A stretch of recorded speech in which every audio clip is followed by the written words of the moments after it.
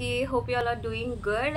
And being a political science student నాకు ఇవాళ ఎందుకు ఈ వీడియో కంపల్సరీ చేయాలనిపించింది. I don't want to stop myself for doing this. Controversy వచ్చినా పర్వాలేదు. ఈ కాంట్రవర్సీ అంటున్నావు, అసలు ఏంటి విషయం అంటారా? ఏం లేదండి, వన్ ఫైన్ డే ఆఫ్టర్నూన్ మేము ఫ్యామిలీ అంతా కూర్చొని లంచ్ చేస్తున్నాం. అండ్ ఆ రోజు మార్నింగ్ న్యూస్ పేపర్లో ఒక ఆర్టికల్ వచ్చింది, లైక్ మహిళల ఫ్రీ బస్కి ఇంత బడ్జెట్ అలాట్ చేస్తున్నారు స్టేట్ గవర్నమెంట్ అని సంథింగ్ ఒక ఆర్టికల్ చూసాను. నేను జస్ట్ ఆ హెడ్లైన్స్ చూసి ఊరుకున్నా అంతే, మొత్తం కంప్లీట్గా కూడా చదవలేదు. మధ్యాహ్నం తినేటప్పుడు నాకు ఒక డౌట్ వచ్చి మా మమ్మీని అడిగా అనమాట. నలుగురం కూర్చుని ఉన్నాం కదా, సో తింటా నాకు ఎందుకు సడన్గా ఆ పాయింట్ స్ట్రైక్ అయిందో తెలియదు, కానీ గుర్తొచ్చి మా మమ్మీని డౌట్ అడిగాను. ఏంటి అంటే, లైక్ ఇప్పుడు ఫ్రీ బస్ అంటే లేడీస్ అందరూ ఎక్కడైనా సరే ఏ ఊరు నుంచి ఏ ఊరికైనా ఫ్రీ బస్లో వెళ్ళొచ్చా, లేకపోతే ఓన్లీ సిటీ బస్ వరకు మాత్రమే మనకి టికెట్ ఫేర్ ఉండకుండా ఫ్రీ బస్ అలాట్ చేస్తారా అని ఒక డౌట్ వచ్చింది. మా మమ్మీ ఆర్టికల్ చదివిందో లేదో నేను అడగలేదు, బట్ ఏంటంటే కొన్ని కండిషన్స్ ఉన్నాయంట, లైక్ ఏ డిస్ట్రిక్ట్ వాళ్ళకి ఆ డిస్ట్రిక్ట్ వాళ్ళే అన్నట్టు కొన్ని టర్మ్స్ అండ్ కండిషన్స్ ఉన్నాయి అని నాకు చెప్పింది. అవును నిజమే, టర్మ్స్ అండ్ కండిషన్స్ లేకుండా ఏముంటుంది చెప్పు, మనం ఒక చిన్న వస్తువు కొనేటప్పుడే టర్మ్స్ అండ్ కండిషన్స్ వాడు పెడతాడు కదా, మరి ఇంత పెద్ద గవర్నమెంట్ స్కీమ్ లాంచ్ చేసేటప్పుడు వాళ్ళు ఆ మాత్రం కండిషన్ పెట్టడంలో తప్పు లేదు అని నేను అన్నాను. ఇక్కడ స్టార్ట్ అయింది అసలు విషయం. అండ్ ఇది కంప్లీట్గా నా ఒపీనియన్ మాత్రమే, ఇదే కరెక్ట్ అని చెప్పి నేను ఎవరిని అనట్లేదు, అండ్ మీరు ఇదే కరెక్ట్ అనుకోవాలని కూడా నేను చెప్పను. జస్ట్ నా ఒపీనియన్ ఇది, నాకు ఇలా అనిపించింది అని మీతో షేర్ చేసుకోవాలనే ఇవాళ నేను ఇది వీడియో చేస్తున్నాను. ఉన్న టైం పీరియడ్లో ఈ స్కీమ్స్ ఏవి ఇచ్చినా ఇవ్వకపోయినా ఆ స్కీమ్స్కి పెట్టే అమౌంట్ కూడా క్యాపిటల్ కన్స్ట్రక్షన్లో యూజ్ చేసి మన ఏపీ స్టేట్కి ఒక క్యాపిటల్, మన అమరావతి కన్స్ట్రక్షన్ ఫినిష్ చేస్తే చాలు, విజయవాడలో మెట్రో వేస్తే చాలు, అంతకంటే ఇంక ఈ స్కీమ్స్ అన్ని ఇచ్చినా ఇవ్వకపోయినా ఏం పర్వాలేదు. ఇట్లా నేను మా మమ్మీతో చెప్పాను అనమాట. సో ఈ స్కీమ్స్ అన్ని ఇచ్చినా ఇవ్వకపోయినా జస్ట్ మన క్యాపిటల్ ఫినిష్ చేస్తే చాలు, అంతకంటే మించినది ఏమీ లేదు. అప్పుడు మనం అమరావతి మనకి ఒక క్యాపిటల్ ఉంది అని చెప్పి ప్రతి ఏపీ సిటిజన్ కాలర్ ఎగరేసుకొని తిరగచ్చు. వీ మస్ట్ బి ప్రౌడ్ అని నాకు అనిపించింది. నిజమే కదా, ఇప్పుడు ఈ స్కీమ్కి మనం ఎన్ని థౌజండ్స్ ఆఫ్ క్రోర్స్ ఇన్వెస్ట్ చేయాలి మన స్టేట్ గవర్నమెంట్, దానికి బడ్జెట్ అంతా ఎక్కడి నుంచి తేవాలి, వాళ్ళ ప్లాన్స్ వాళ్ళకు ఉంటాయి. That's all such a big process. అది as an economics and political science student నాకు దీని మీద complete detailed and depth analysis తెలియకపోయినా ఒక ఐడియా అంటూ ఉంది, ఒక ఎకానమీ అనేది ఎలా రన్ అవుతుంది, దాని రెవెన్యూ ఏంటి, ఎక్స్పెండిచర్ ఏంటి, వీటన్నిటి మీద ఒక బేసిక్ ఐడియా ఉంది. సో ఇంట్లో ఇలాంటి డిస్కషన్ జరగడం అండ్ నేను ఇట్లాంటి ఒపీనియన్ ఫ్రేమ్ చేసుకున్నాను. ఇది మీకు ఎంతవరకు కరెక్ట్ అనిపిస్తుందో లేదో నాకు తెలియదు, కానీ నాకు మాత్రం ఖచ్చితంగా మీతో షేర్ చేసుకుంటే బాగుంటుంది అనిపించింది. మధ్యాహ్నం ఈ డిస్కషన్ జరిగిన రోజు మార్నింగ్ లేకపోతే ఒక 2 days డిఫరెన్స్తోనో ఇంకొక ఆర్టికల్ కూడా చూసాను న్యూస్ పేపర్లో. జస్ట్ ఒక లేజీ పర్సన్ కాబట్టి న్యూస్ పేపర్ మొత్తం చదవకుండా జస్ట్ పేపర్లు తిరిగేసి అటు ఇటు ఆర్టికల్స్ అన్ని చూస్తూ ఉంటా, హెడ్లైన్స్ మొత్తం. ఏదైనా కొంచెం ఇంట్రెస్టింగ్గా అనిపించింది టాపిక్ అంటేనే నేను కంప్లీట్ ఆర్టికల్ చదువుతాను అనమాట, లేకపోతే జస్ట్ హెడ్లైన్స్ చూసి ఊరుకుంటాను. ఏదో కరెంట్ అఫైర్స్ మొత్తం ఒక గ్లిమ్స్ చూసినట్టు. వచ్చిన పేపర్ వేస్ట్ చేయకూడదు కదా. సో అట్లనే మన విజయవాడలో మెట్రో కోసం ఇంత బడ్జెట్లో అనుకుంటున్నారు, ప్లాన్ చేస్తున్నారు అని కూడా ఇంకొక హెడ్లైన్స్ చూశాను. నేను ఫస్ట్ టైం మెట్రో ఎక్కింది ఢిల్లీలో అనమాట, అండ్ సెకండ్ టైం పూణేలో, అండ్ ఇంకా ముచ్చటగా 3వసారి నేను మన విజయవాడలో మెట్రో ఎప్పుడు వస్తుందా, ఎప్పుడు ఎక్కుదామా అని వెయిట్ చేస్తున్నాను. నేను మా మమ్మీతో అన్నాను ఆ రోజు, విజయవాడలో కనుక మెట్రో వేస్తే నేను చక్కగా ఇక్కడ నుంచి దుర్గా టెంపుల్కి 20 minutesలో వెళ్ళేది ఏదో ఒక 10 minutes 5 minutes అట్లా వెళ్ళిపోవచ్చు, రోజు వెళ్ళి అమ్మవారికి దండం పెట్టుకొచ్చుకుంటాను, చాలా ఫాస్ట్గా వెళ్ళి రావచ్చు, ఎంత బాగుంటుందో మెట్రో అని అన్నా. మా మమ్మీ అసలు విజయవాడలో మెట్రో ఎందుకు అని అన్నారు. నేను షాక్ అసలుకి, విజయవాడలో మెట్రో అంటావేంటి మమ్మీ, అసలు ఒక్కసారి మెట్రో ఎక్కితే తెలుస్తుంది ఎలా ఉండిద్దో అని. సో ఇంకా టాపిక్ అక్కడితో కట్ అయిపోయింది. నిజంగానే నేను ఫస్ట్ టైం ఓట్ వేసింది లాస్ట్ ఎలక్షన్స్లోనే అనమాట. ఆఫ్టర్ ఎలక్షన్స్ మన స్టేట్కి కొత్తగా పవర్లోకి వచ్చిన గవర్నమెంట్ ప్రెసెంట్ అప్పుడు స్టేట్ ఎలా ఉందో చూసుకొని అక్కడ నుంచి రిపేర్ వర్క్ అంతా స్టార్ట్ చేసుకుంటూ ఇచ్చిన హామీలన్నీ ఫుల్ఫిల్ చేసుకుంటూ ఒక పక్క క్యాపిటల్ పైన దృష్టి పెడుతూ ఈ మధ్యలో ఇంకేమన్నా పంచాయతీలు జరిగితే వాటన్నిటి మీద కాన్సన్ట్రేట్ చేస్తూ ఎన్ని విషయాలు ఉంటాయి అసలుకి. నాకైతే నిజంగా ఒక పొలిటీషియన్ అవ్వడం అనేది ఒక గ్రేట్ థింగ్ అనిపిస్తుంది. ఎందుకంటే ఈ రోజుల్లో మ్యాక్సిమం ఒక 80% ఆఫ్ ద పీపుల్ ఎలా ఉన్నారు అంటే, మనము, మన ఇల్లు, మన పిల్లలు, మన ఉద్యోగం, మన సంపాదన, మనం మనం మనం ఎంతసేపు వాళ్ళలో వాళ్ళ వరకే చూసుకుంటారు. Nobody cares about the other person. ఎక్కడో రేర్గా ఉంటారు కొన్ని గ్రేట్ పర్సనాలిటీస్. ఇప్పుడు అనిపిస్తుంది నాకు, ఒక పొలిటీషియన్ అవ్వాలి అంటే ఎంత పేషెన్స్ అండ్ ఎన్ని గట్స్ ఉండాలి, మనకి ఎంత గుండె ధైర్యం ఉండాలి అనేది, ఎంత సర్వీస్ మోటివ్ ఉంటే కానీ మనం పాలిటిక్స్లోకి వెళ్ళలేం.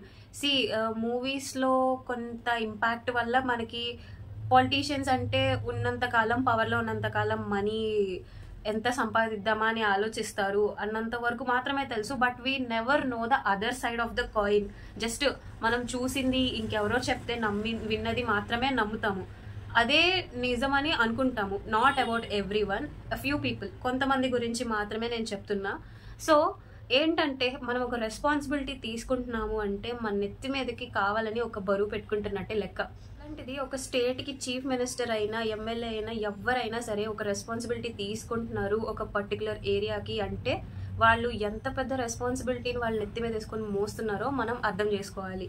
అండ్ ఇంట్లో ఎవరైనా ఏదైనా పని చేసేటప్పుడు మనం అందరం ఆ ఒక్క పర్సన్కి ఆ పని కంప్లీట్ చేయడానికి ఎట్లయితే సపోర్ట్ చేస్తామో, మన స్టేట్ని రూల్ చేసే వాళ్ళకు కూడా మన సపోర్ట్ ఉంటే వాళ్ళు అంతే యాక్టివ్గా పని చేయగలుగుతారు.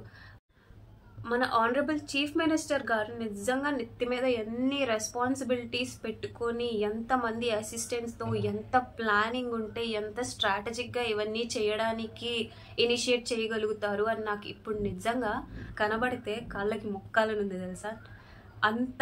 అంత రెస్పెక్ట్ వచ్చింది నాకు. జస్ట్ అసలు ఈ స్కీమ్స్ అన్నీ ఇచ్చినా ఇవ్వకపోయినా పర్వాలేదు, క్యాపిటల్ కంప్లీట్ చేస్తే చాలు అనేది నా ఒపీనియన్ అనమాట ఫైనల్గా.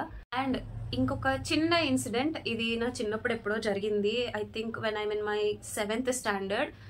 అకాడమిక్ ఇయర్ స్టార్ట్ అయిన కొత్తలో క్లాస్కి కొత్త టీచర్స్ వస్తారు అండ్ ప్రతి స్టూడెంట్ని నుంచోబెట్టి what is your father, what is your name అని మన ఇంట్రడక్షన్ అడుగుతారు. And what do you want to be in your future అని అడుగుతారు కదా.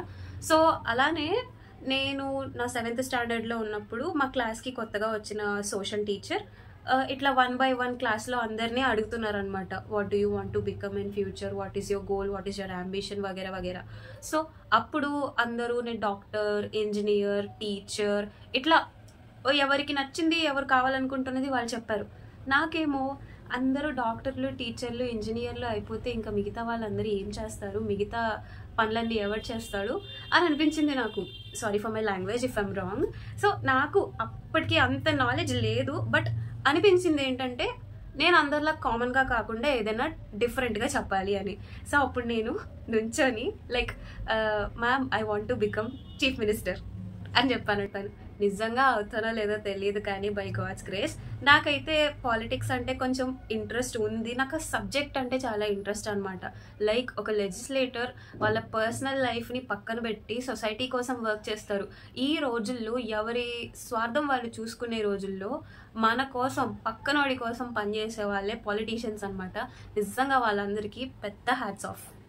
అండ్ ఇంకొక ఇన్సిడెంట్ ఏంటంటే, నేను ఇంకా చిన్నప్పుడు like when I'm 10 years old, నేను నా 4th క్లాస్లో అనుకుంటా, తెలంగాణ అండ్ ఏపీ సపరేట్ అయిన ఇయర్లో నేను అప్పుడు అనుకునేదాన్ని, చిన్నపిల్లలం కదా, ఇంత నాలెడ్జ్ ఉండేది కాదు కదా అప్పుడు. సో ఏమనుకునేదాన్నంటే, అసలు మనకు ఒక గవర్నమెంట్తో అవసరం ఏముంది, లైక్ ఇంట్లో అమ్ముంది, డాడీ వర్క్ చేస్తారు, కావాల్సినవన్నీ కొనిపిస్తారు, మనకు కావాల్సినవన్నీ మనకు అందుతున్నాయి. ఇట్లాంటప్పుడు మనకు అసలు ఒక గవర్నమెంట్తో అవసరం ఏంటి అని అనిపించింది ఎప్పుడు when I'm 10 year old kid. And అసలు ఒక గవర్నమెంట్ మారితే ఇంత సిచ్యువేషన్ మారుతుందా, ఇన్ని మారుతాయా, అసలు కొంతమందికి అయితే లైఫ్ అప్సైడ్ డౌన్ అయిపోయిన సిచ్యువేషన్స్ కూడా ఉంటాయి చాలా మందికి. సో అవన్నీ కూడా నాకు నా 10th స్టాండర్డ్ కంప్లీట్ అయిన తర్వాత అర్థమైంది.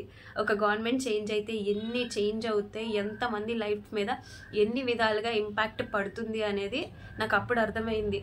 So that was the time when I grew my interest for politics. So అట్లానే నేను పొలిటికల్ సైన్స్ అండ్ ఎకనామిక్స్ నా సబ్జెక్ట్గా చదువుకున్నాను. అండ్ తెలియదు ఏమో ఫ్యూచర్లో ఆ అప్పుడు ఆ రోజు అందరికంటే డిఫరెంట్గా ఏదైనా స్పెషల్గా అవ్వాలి అంటే అందరూ అవ్వక్కయ్యేలాగా అని చూసే విధంగా ఏదైనా చెప్పాలి అనుకొని ఆ రోజు అన్ఎక్స్పెక్టెడ్గా చీఫ్ మినిస్టర్ అవ్వాలి అని చెప్పాను.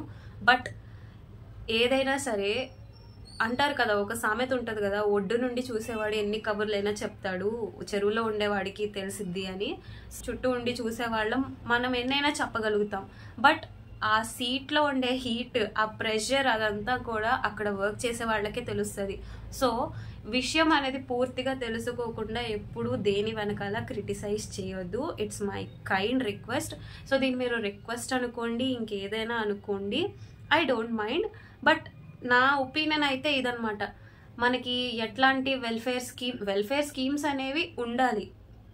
It's a mandatory thing. వాళ్ళ మేనిఫెస్టోలో ఇచ్చిన ప్రకారం అవి ఫుల్ఫిల్ చేస్తారు. ఫుల్ఫిల్ చేసుకోవడానికి మనం వాళ్ళకు ఒక టైం ఇవ్వాలి. ఎందుకంటే వాళ్ళు స్కేల్ ఆఫ్ ప్రిఫరెన్స్ అంటారు కదా ఎకనామిక్స్లో. సో దాని ప్రకారం ప్రస్తుతం మన స్టేట్కి ఒక క్యాపిటల్ ఇంపార్టెంట్. ఆ తర్వాత ఇంకేదైనా సరే, నేనైతే నా పర్సనల్ ఒపీనియన్ అయితే అసలు ఈ అమౌంట్ కూడా వేస్ట్ చేయకుండా ఇది కూడా క్యాపిటల్లోనే ఇన్వెస్ట్ చేయొచ్చు అనేది నా ఒపీనియన్ అనమాట.